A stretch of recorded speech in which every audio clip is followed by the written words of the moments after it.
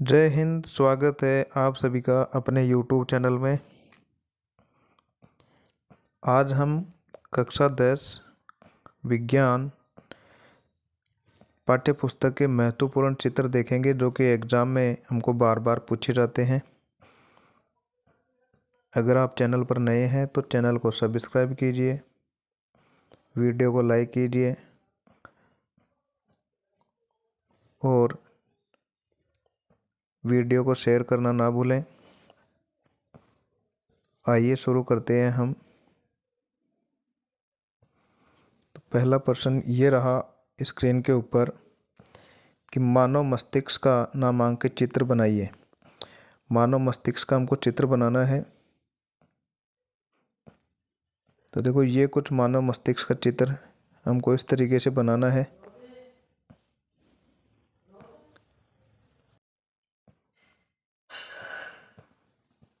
मस्तिष्क के मुख्यतः 3 भाग होते हैं। वो 3 भाग हैं अग्र मस्तिष्क, मध्य मस्तिष्क और पश्च मस्तिष्क। इनके भी कुछ भाग होते हैं, लेकिन चित्र में हमको ये बताना है कि ये जो आगे वाला भाग है, ये वाला, ये अग्र मस्तिष्क का होता है। बीच में जो ये सफ़ेद सफ़ेद भाग है, ये मध्य मस्तिष्क हो गया। और अंतिम में जो ये फूल पत्ती जैसी संरचना है और ये जो संरचना है इधर, ये हो जाएगा पश्च मस्तिष्क का। तो इस तरीके से हमको डायग्राम बनाना है। अगर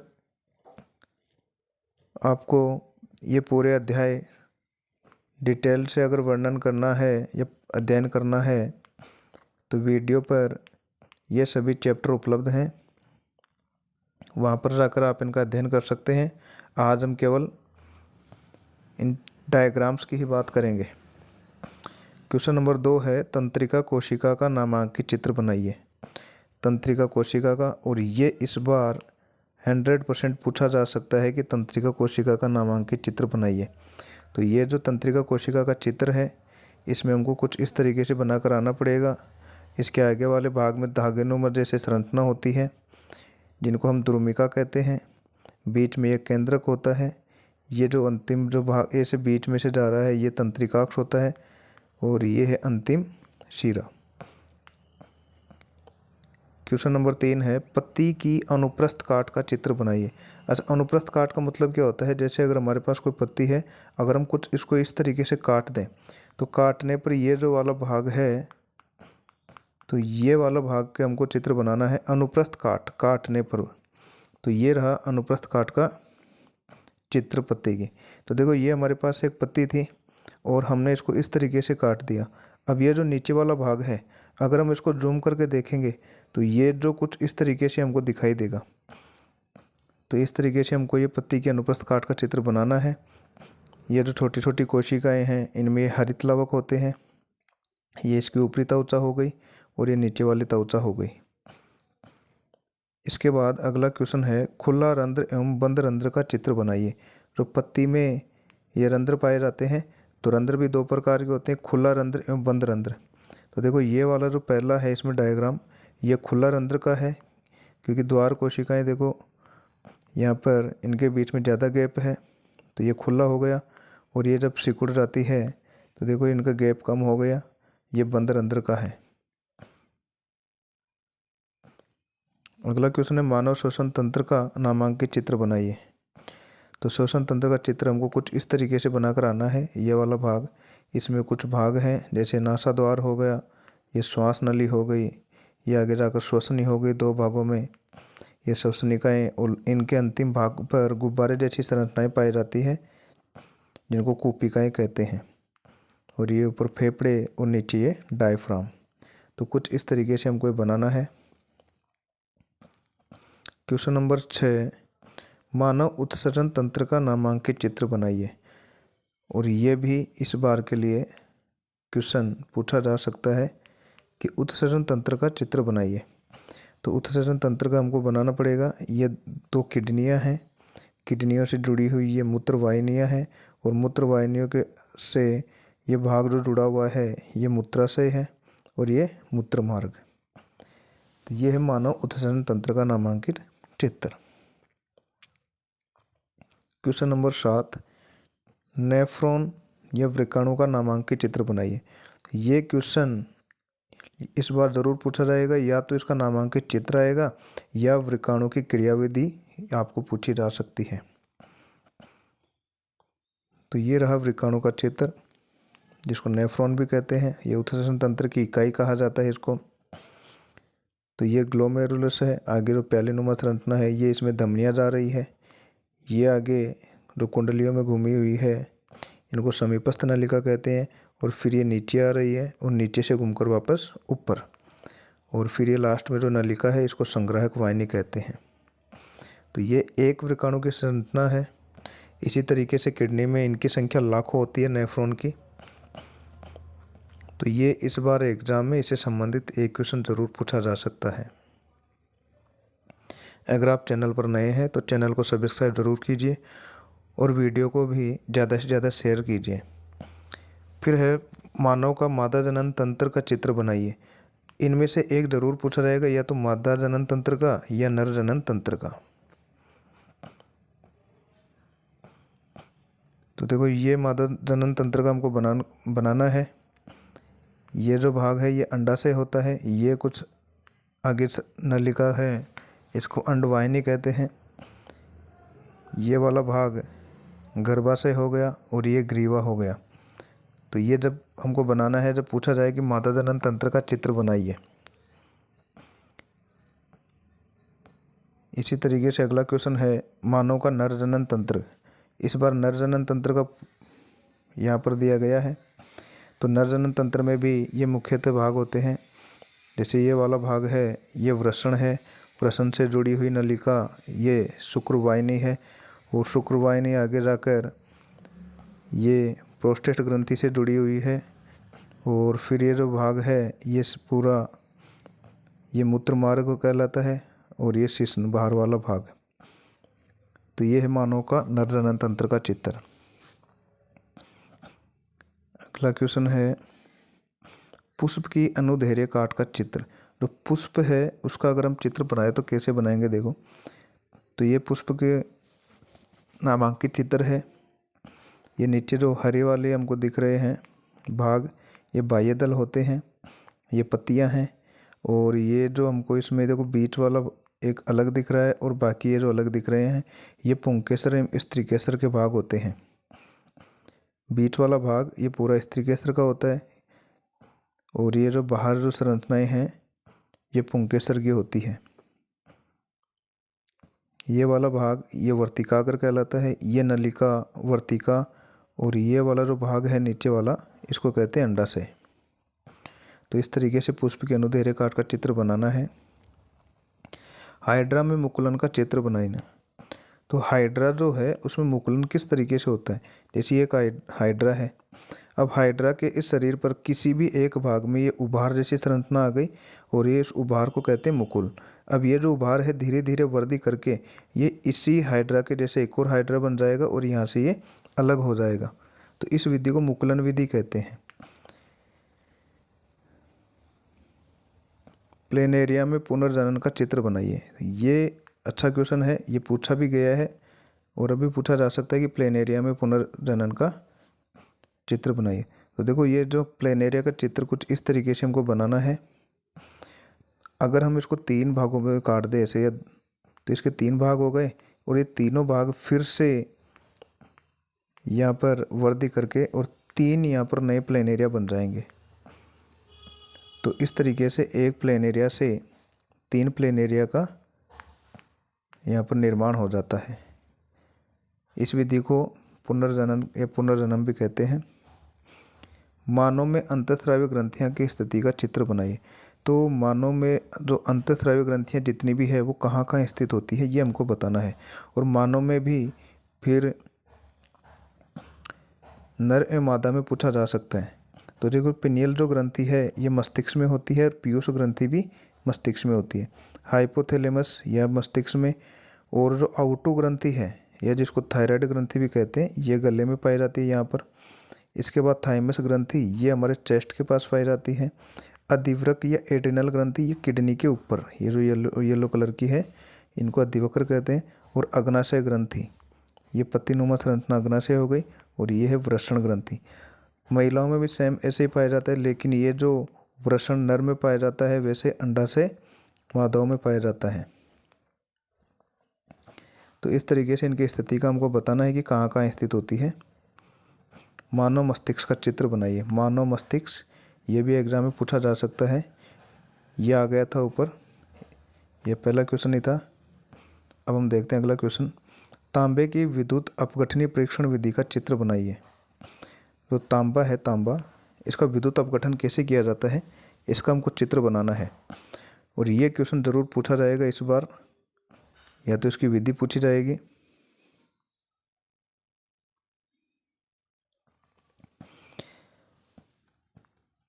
तो ये जो विधि है, इसमें हमको जिस धातु का अगर हमको अपघटन करना है उसी धातु का विलयन लेते हैं।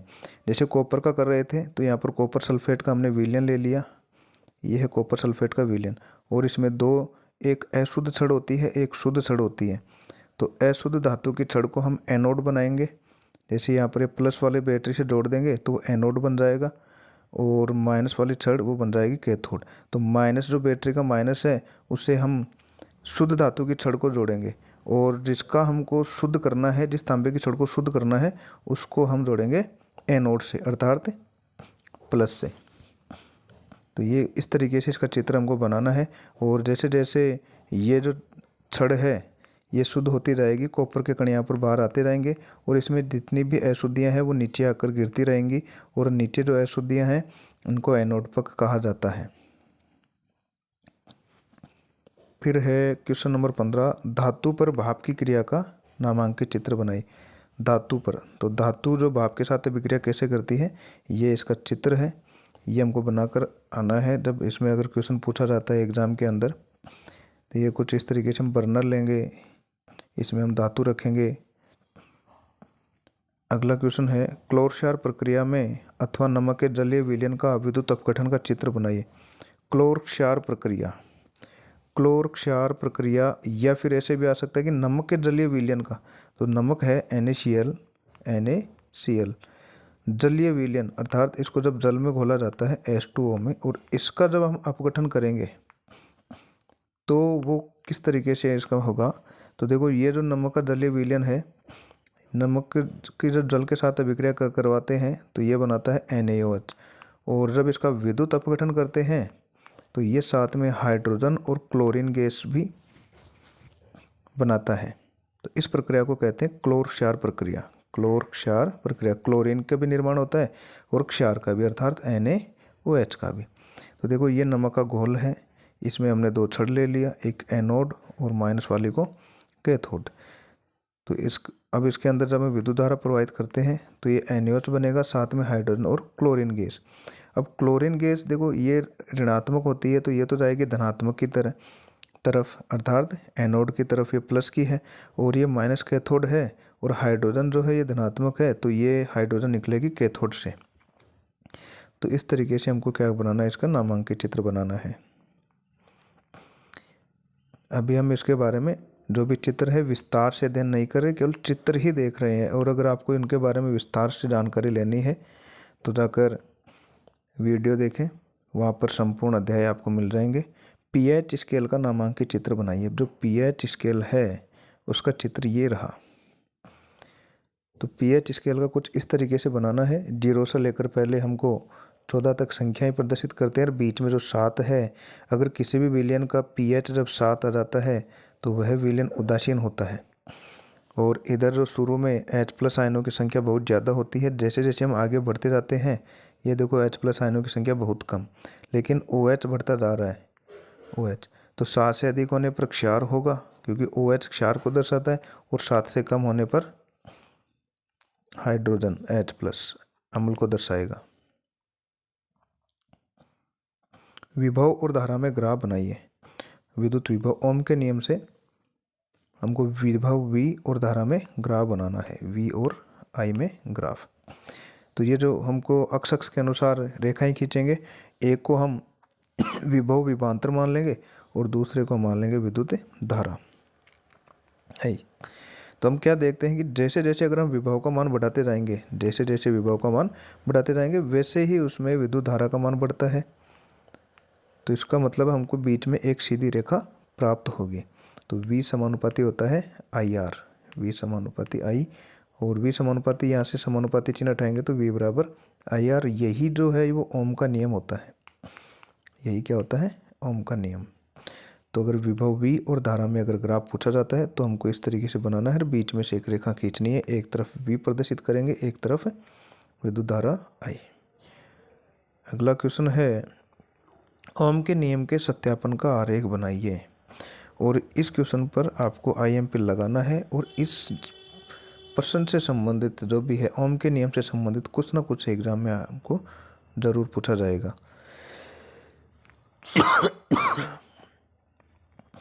तो इसका जो आरेख है कुछ इस तरीके से बनाते हैं कि हम कोई भी एक तार लेते हैं जिसका संयोजन हम करते हैं एमीटर से, जो कि श्रेणी क्रम में लगता है हमेशा, और एक जो है वोल्ट मीटर लगाते हैं जो कि हमेशा पार्श्व क्रम में लगता है।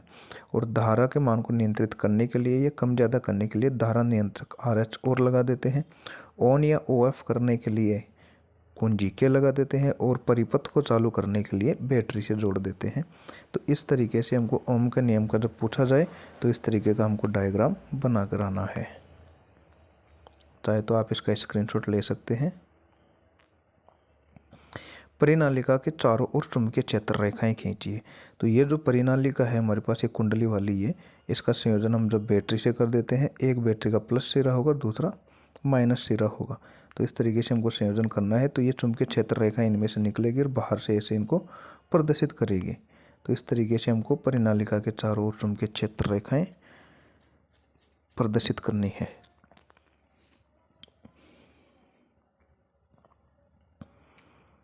अगला क्वेश्चन देखते हैं, धारावाही पास के कारण उत्पन्न चुंबकीय क्षेत्र रेखाएं परिकलित कीजिए। धारावाही पास के कारण अर्थात अगर हमारे पास कोई भी चालक है, अगर उसको हम वर्ताकार के रूप में बना दें और इसको अगर हम बैटरी से जोड़ देते हैं प्लस और माइनस, और इसमें विद्युत धारा प्रवाहित करते हैं, तो इसमें चुंबकीय क्षेत्र कैसे क्या होगा। तो ये देखो, अगर हम इसमें दो सिरे हैं यहाँ पर, इनको बैटरी से जोड़ देते हैं, एक प्लस के सिरे से एक माइनस से, तो विद्युत धारा जाएगी ऐसे। तो इसमें देखो ये चुंबकीय क्षेत्र रेखाएं इस तरीके से प्रदर्शित करती जाएगी और ये फैलती जाएगी। इधर इस ये बिंदु ले लेते हैं, तो ये देखो मध्य भाग से ये एक तरफ से तो हमको ये अंदर प्रवेश करती नज़र आ रही है ऐसे, और दूसरे भाग से बाहर निकलती हुई प्रदर्शित करती है। जो बाहर निकलती है वो हमेशा N से निकलती है, अंदर की ओर आती है वो S से आती है। तो इस तरीके से ये दो सिरे हमको प्रदर्शित होंगे N और S। तो धारावाही पास के कारण अगर पूछा जाता है तो हमको कुछ इस तरीके से डायग्राम बनाना पड़ेगा। फिर है छड़ चुंबक के चारों ओर क्षेत्र रेखाएं खींची। ये क्वेश्चन न जाने कितनी बार पूछ लिया गया है, 1 नंबर का, और इस बार भी पूछा जा कि जो छड़ चुंबक है, जो चुंबक है हमारे पास N और S, इसके चारों ओर चुंबकीय क्षेत्र रेखाएं खींचनी है। तो N से तो ये बाहर की ओर निकलेगी और S से ये अंदर की ओर जाएगी। तो इस तरीके से हमको बना कर आना पड़ेगा। अगला क्वेश्चन है कि प्रिज्म द्वारा प्रकाश का वर्ण विक्षेपण का चित्र बनाइए। वर्ण विक्षेपण, वर्ण का मतलब हो गया रंग और विक्षेपण का मतलब हो गया अलग अलग भागों में बट जाना। तो रंगों का बटना, जो प्रकाश है वो अलग अलग रंगों में विभाजित हो जाता है, इसका चित्र बनाना है, वो भी प्रिज्म के द्वारा। तो प्रिज्म जो है ये हमको त्रिभुजाकार का आकार का होता है। जब इस पर श्वेत प्रकाश आपतित होता है और जब इसका अपवर्तन होता है तो ये जो है 7 रंगों में विभक्त हो जाता है। और ये जो 7 रंग हैं ये इसको हम इस तरीके से भी याद कर सकते हैं, वीव जोर के नाम से भी, वीव जोर के नाम से भी याद रखते हैं इसको। और जो ऊपर जो कलर होता है वो होता है रेड का, और ये जो है नीचे वियोलेट का होता है। क्योंकि सबसे अधिक तरंग दैर्घ्य लाल रंग की होती है, तो ये जो है कम कोण से विक्षेपण होता है, अर्थात ये जो नीचे कम कोण से झुकता है, और अधिक कोण से जो झुकता है वो है वियोलेट कलर से। तो इस तरीके से हमको बनाना है, यहाँ पर प्रकाश को निकालना है, 7 रंग विभाजित करने हैं। फिर है क्वेश्चन नंबर 24 कि प्रिज्म से प्रकाश का अपवर्तन। ऐसा ही क्वेश्चन एक और है, लेकिन इस बार अपवर्तन का चित्र बनाना है। पहले में वर्ण विक्षेपण था, प्रिज्म से वर्ण विक्षेपण, अपवर्तन का हमको चित्र बनाना है। तो देखिए अपवर्तन का चित्र कैसे बनाते हैं। तो ये रहा प्रिज्म, और ये प्रिज्म है हमारे पास तो यहाँ से एक किरण है PQ, ये इस पर आपतित होती है, तो ये जो है इसका अभिलंब हो गया यहाँ पर। तो ये जो है पहले तो अभिलंब की ओर झुकेगी, क्योंकि जब प्रकाश सघन विरल माध्यम से सघन माध्यम में प्रवेश करता है तो वो झुक जाती है। तो अब देखो ये जो अंदर वाली जो किरण है ये सघन से बाहर विरल में जाएगी, तो ये इस अभिलंब से थोड़ी दूर हट जाएगी, तो इस तरीके से हमको प्राप्त होगी। यानी कि ये वाली किरण ये इस तरीके से प्राप्त होगी। जो ये वाली किरण है अगर प्रिज्म को हम हटा दें तो वो कुछ इस तरीके से जानी चाहिए थी आगे, इस तरीके से सीधी जानी चाहिए थी, लेकिन ये आ गई इधर। तो ये किरण को अगर हम आगे की ओर बढ़ाएं तो सीधी वाली से देखो यहाँ पर टकराएगी इस बिंदु पर,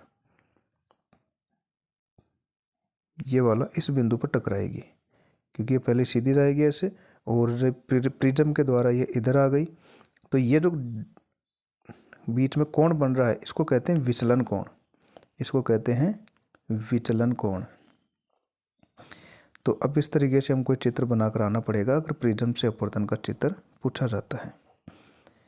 तो उम्मीद करता हूँ कि यहाँ तक आपको ये सब क्लियर होगा। अगर आप चैनल पर नए हैं तो चैनल को सब्सक्राइब ज़रूर कीजिए, और आपको सभी को पता है एक काम और करना है, चैनल को शेयर भी ज़रूर कीजिएगा अपने दोस्तों के साथ। अगर वीडियो अच्छा लग रहा है तो वीडियो को लाइक कीजिए। अगला क्वेश्चन है दीर्घ दृष्टि दोष एवं संशोधन का चित्र बनाइए। तो दीर्घ दृष्टि दोष, अगर आपको इनके बारे में डिटेल से अध्ययन करना है तो आप वीडियो में जाएं कि दीर्घ दृष्टि दोष होता क्या है, इसका संशोधन कैसे किया जाता है, तब जाकर ये और आपको अच्छे से समझ में आ सकता है। तो देखो ये तो है नॉर्मल। धीर का मतलब क्या होता है कि दूर की वस्तु तो साफ दिखाई देती है, साफ, परंतु निकट की जो है वो साफ दिखाई नहीं देती। जैसे कुछ लोग अखबार वगैरह पढ़ते हैं तो उनको वो सही से नहीं दिख पाते, इसलिए अखबार को दूर करना पड़ता है। तो ये है हमारा, ये जो कोई पास में कोई वस्तु है और यहाँ पर इसका सही चित्र बन रहा है रेटिना पर, लेकिन कुछ लोगों का ये जो बिंदु है ये थोड़ा पास में आ जाता है, और ये जो इसका प्रतिबिंब जो है ये यहाँ पर रेटिना पर बनना चाहिए था, तो रेटिना पर नहीं बनता, ये पीछे जाकर बनता है। तो इसका मतलब है कि ये बिंदु इस रेटिना पर आना चाहिए, मतलब इसकी फोकस दूरी को हमको कम करना है, प्रकाश की किरणों को और मोड़ना है। तो प्रकाश की किरणों को मोड़ने का काम उत्तल का होता है, क्योंकि उत्तल जो है वो प्रकाश की किरणों को केंद्रित करता है। तो बीच में अगर यहाँ पर हम उत्तल लेंस लगा दें तो यही किरणें जाकर, ये किरणें सीधे इस रेटिना पर जाकर मिलती है। तो इसका जो संशोधन है वो क्या है, उत्तल लेंस। तो दीर्घ दृष्टि दोष का जो संशोधन है वो है उत्तल लेंस। तो ये तो सामान्य है, ये दीर्घ दृष्टि दोष युक्त जिसको भी ये दोष होगा वो कुछ इस तरीके से चित्र बनेगा, और जब वो चश्मा वगैरह यूज करेगा उसमें उत्तल लेंस लगाएगा तब ये इसका ये ऐसा नामांकित चित्र बनेगा। तो इसमें 3 चित्र हैं। ऐसा ही क्वेश्चन एक और देखने को मिल सकता है हमको कि निकट दृष्टि दोष एवं संशोधन का चित्र बनाइए। अभी इसका उल्टा हो जाएगा। निकट का मतलब हो गया कि उसके निकट की तो साफ दिखाई देती है परंतु दूर की साफ दिखाई नहीं देती। इसका मतलब है कि दूर की वस्तु साफ दिखाई नहीं देती, इस रोग को हम कहते हैं निकट दृष्टि दोष। तो देखो ये कोई अधिक दूरी पर कोई वस्तु है और इसका प्रतिबिंब बनता है, ये सामान्य नेत्र की है। अगर किसी को ये दोष हो जाता है तो क्या होता है कि ये जो किरणें आती है वो रेटिना पर मिलने से पहले ही यहाँ पर मिल जाती है। तो ये जो यहाँ पर केंद्रित हो जाती है इसका प्रतिबिंब यहाँ पर बनता है और हमको वस्तु साफ दिखाई देती नहीं है। तो ये वाला बिंदु इस रेटिना पर आ जाए, इसके लिए हमको क्या करना पड़ेगा कि प्रकाश की किरणों को थोड़ा सा फैलाना पड़ेगा आगे की ओर, और फैलाने का काम किसका है, यह अवतल लेंस का है। तो अवतल लेंस प्रकाश की किरणों को फैलाने का काम करता है। तो जो निकटदर्शी दोष है इसके निवारण के लिए हम कौन सा लेंस काम में लेंगे, अवतल लेंस। तो जैसे अगर यहाँ पर अवतल लेंस लगाएंगे तो ये सीधे रेटिना तक पहुँचा देती है और वस्तुएं साफ दिखाई देती है। आशा करता हूँ कि यहाँ तक आपको समझ में आया होगा। अगला क्वेश्चन है कि मानव नेत्र का नामांकित चित्र बनाइए। तो मानव नेत्र का कुछ इस तरीके से हमको बना कर आना है। इसमें एक क्रिस्टलीय लेंस होता है यहाँ पर लगा हुआ, ये नेत्रोद है, ये नेत्र जिसको जल द्रव भी कहते हैं, ये पुतली है, ये ऊपर जो परितारिका आँखों का रंग निर्धारण करती है, जैसे किसी की नीली होती है, भूरी होती है, ठीक है। ये काचाभ द्रव है, ये यहाँ पर जो द्रव भरा रहता है इसको काचाभ द्रव कहते हैं। ये दृष्टि पटल हो गया रेटिना, और ये रेटिना पर जब सिग्नल आते हैं तो दृक् तंत्रिकाएं उन सिग्नल को मस्तिष्क तक पहुँचाने का काम करती हैं। अगला क्वेश्चन है कि कांच के आयताकार स्लेब से अपवर्तन का चित्र बनाइए। ये एग्जाम में आई हुए बहुत दिन हो गए और इस बार आपको देखने को मिल सकता है, इससे कुछ ना कुछ क्वेश्चन आपको एग्जाम में देखने को जरूर मिलेगा कि कांच के आयताकार स्लेब से अपवर्तन का चित्र। कांच का आयताकार स्लेब, तो ये रहा कांच का आयताकार स्लेब, पहले ABCD। अब इसमें होता क्या है कि प्रकाश की किरणें आ रही है,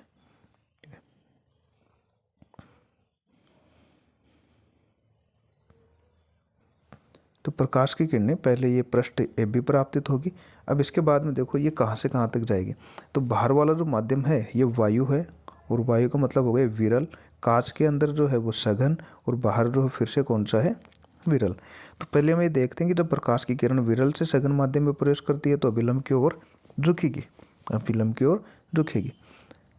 तो देखो यहाँ से ये किरण जा रही है। अच्छा, अगर ये यहाँ से ये जो किरण आ रही है, अगर ये यहाँ पर हमारे पास आयताकार स्लेब नहीं होता तो ये सीधे ऐसे ही निकल जाती।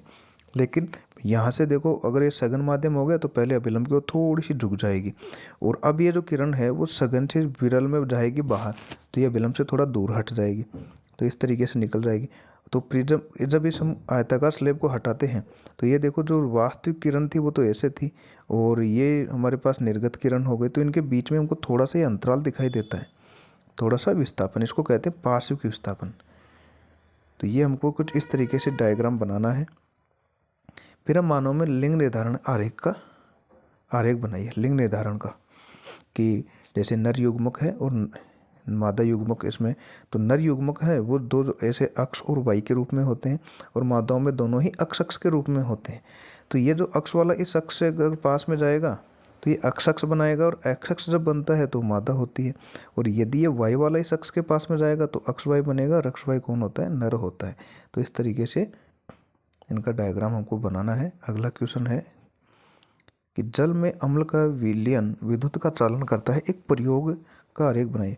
कि जो अम्ल का विलयन है विद्युत का चालन करता है कि नहीं करता है। ये हमको जैसे एक बीकर ले लिया, इसमें हमने जैसे अम्ल डाल दिया, ये अम्ल डालकर एक रबर का कॉर्क ले लिया, इसमें हमने 2 ये केल लगा दी, और इनका संयोजन बैटरी से कर दिया, और यहाँ पर हमने बल्ब लगा दिया, यहाँ पर क्या लगा दिया, स्विच।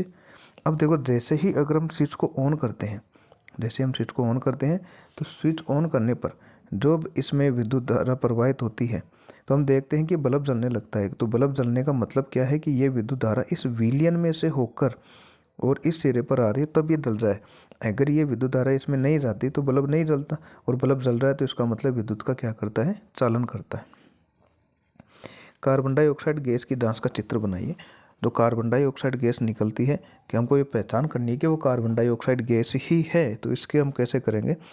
तो ये जो है हमारे पास इसमें एक परख नली लेंगे, और परख नली में लेने के बाद अब इसमें हम क्या करते हैं कि सोडियम कार्बोनेट डाल देते हैं, और सोडियम कार्बोनेट जब डालेंगे तो इस और हाइड्रोक्लोरिक अम्ल जब डालेंगे, जब अम्ल और सोडियम बाइकार्बोनेट की अभिक्रिया करवाते हैं तो CO2 गैस निकलती है बाहर। तो सोडियम कार्बोनेट की अभिक्रिया जब हाइड्रोक्लोरिक अम्ल के साथ होगी तो यहाँ से CO2 गैस बाहर आएगी, और CO2 गैस यहाँ से होती हुई आ जाएगी। अब हमको करना क्या है कि कैल्शियम हाइड्रोक्साइड का विलयन लेना है इस परख नली में। तो जब इसमें CO2 गैस दोनों मिले, जब CO2 गैस मिलेगी इस कैल्शियम हाइड्रोक्साइड से, तब इसका रंग दूधिया हो जाता है। और कार्बन डाइऑक्साइड गैस की जांच का यही एक है कि जो कैल्शियम हाइड्रोक्साइड का जो विलयन है वो दूधिया हो जाता है। तो CO2 का काम क्या है कि उसका रंग को दूधिया करना, कैल्शियम हाइड्रोक्साइड का विलयन।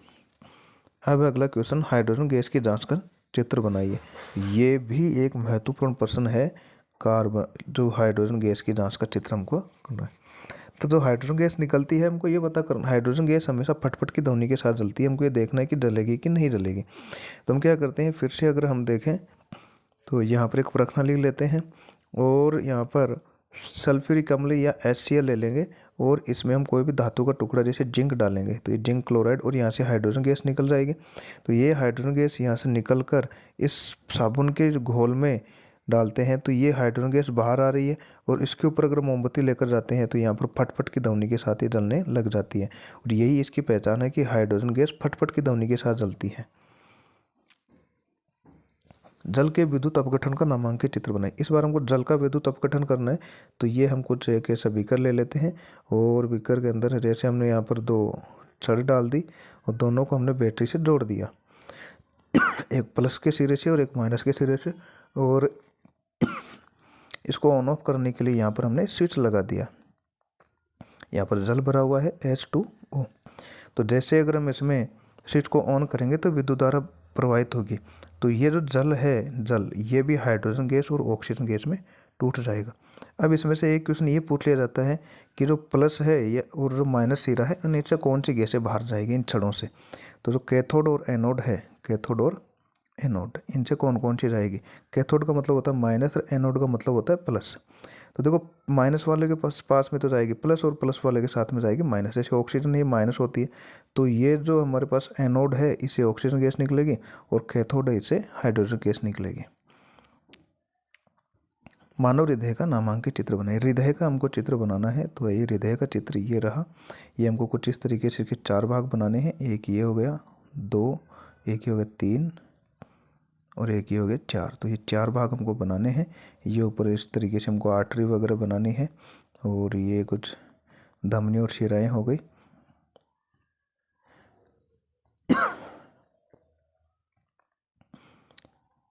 तो ये हो गए हमारे इस पुस्तक के महत्वपूर्ण डायग्राम 34 हमने देखे, और इनमें से एग्ज़ाम में आपको ज़रूर देखने को मिलेंगे, और इन डायग्रामों को बनाने का ज़्यादा से ज़्यादा अभ्यास करें। तो चैनल को सब्सक्राइब ज़रूर कीजिए, और अपने दोस्तों के साथ भी शेयर ज़रूर कीजिएगा। मिलते हैं एक नए सेशन के साथ अगले वीडियो में, तब तक के लिए धन्यवाद। जय हिंद।